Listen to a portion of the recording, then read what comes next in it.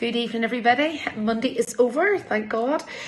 I hope you have a good weekend. Did you enjoy the rugby? I absolutely loved it. And I just wanted a wee brief video here, very short and sweet, because the other one ended very fast last week at whatever I recorded it. So I never got to finish what I was saying about Penelope's book. So I also want to say, I was out at the weekend at the rugby, went into the pub, and wasn't it brilliant to be able to walk into a bar and people stand up close to you and chat to you at the bar, and even out in the smoking area. I don't smoke, but I was out seeing a friend coming up and chatting to you.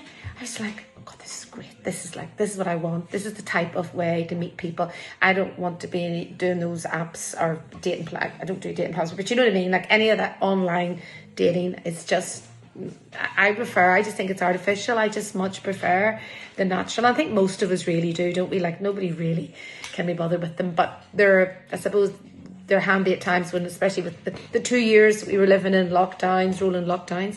But so from my perspective, I thought it was great at the weekend, and roll on more life like that. So we've got so many things to look forward to. But yeah, I wanted to finish about Penelope's book. And if you're stuck and you're really looking to try and find somebody and you keep making the same mistakes, Penelope's book is the best book to buy. Finding a guy like Gilbert, as we said. But I wanted to just finish on what I tried to say the last time, was that, you know, it's about loving who you are, accepting who you are, warts and all, and saying, well, this is who I am. Like me or don't like me. If you don't like me, then off we go, move on. Don't try and change me, fix me, or make me fit into something, or vice versa, you fix them. And I think that it's really, that's what she decided, and eventually found the right guy that matched her. And of course, like, she's had the happy ending. But I think more of us need to take that approach. And I mean, like, I can look back at my own when I'm writing my book, and I've got my logo designed. I'm so excited about that. So I'm going to start my new Facebook page, try and amalgamate both pages. So I'm going to try and get that done this week, because I've got the logo now being sent to me in the final format. So excited about that. 10,000 words of my book have been sent off to be edited, so I can't wait to read it to make sure I'm going down the right path, and then I'll get cracking on with more. But at the minute, like, I've done a wee bit of my childhood and my schooling and the bullying and you know, the people in your life that, you know, unfortunately we're faced with not just toxic relationships with a man, but toxic relationships with friendships with girls, and also with family.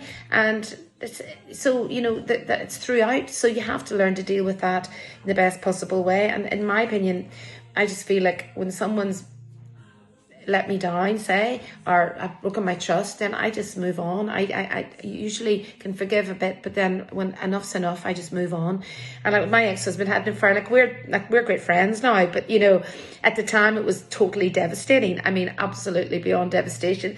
I remember I left him, and he says, oh, please don't leave, you know, because obviously that didn't last, whatever he was doing. And for years and years, he tried to get me to come back again. And I said no, because I valued myself and loved myself.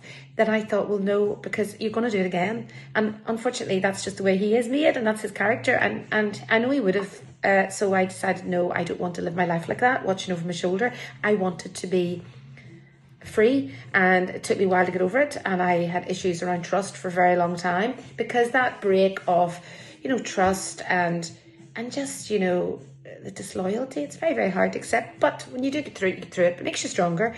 But I thought, no, I'm rising above this, I'm getting out of this. Nobody needs anybody that much that they'll suffer and put themselves second. If you're putting yourself second in this world, then you're the one with the issues. So you need to recognize that your life's important, and why would you suffer for somebody else whenever there's a big world out there? And yes, it takes a while to meet the right person, but isn't it better to be on your own and happy and going out on loads of dates until you find the right one, than staying with somebody who's firstly either abusing you or philandering behind your back or doing whatever they're doing, but basically you're not happy.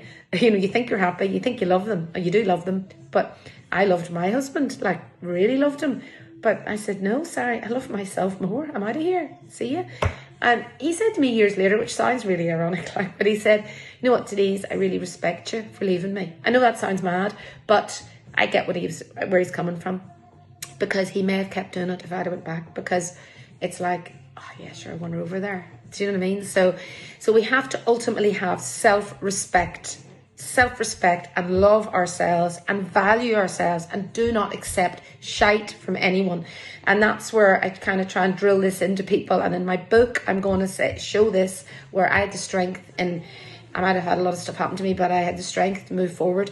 And that's why I want to try and encourage other women to have the strength to value who you actually are. And Penelope did, and she ended up in love. So, and I've had lots of great relationships. So, you know, it's not, I'm on my own for various reasons, but that'll all come apart in the book. So anyway, I just wanted to share that. And just to say, I'm so excited about my book. I know some people are a bit pessimistic, going, you'll never get it published. I don't really care about that. I can self-publish it. My point is I'm staying positive. It's something I've always wanted to do in my life, always. And it's good for me to do it. And it'll open more doors for me. And that's the way I'm seeing it. So I'll get it finished. I'll get it out there. And I'll feel good about it. So anyway, look out for my new Facebook page. I will share it on my blog and everywhere else.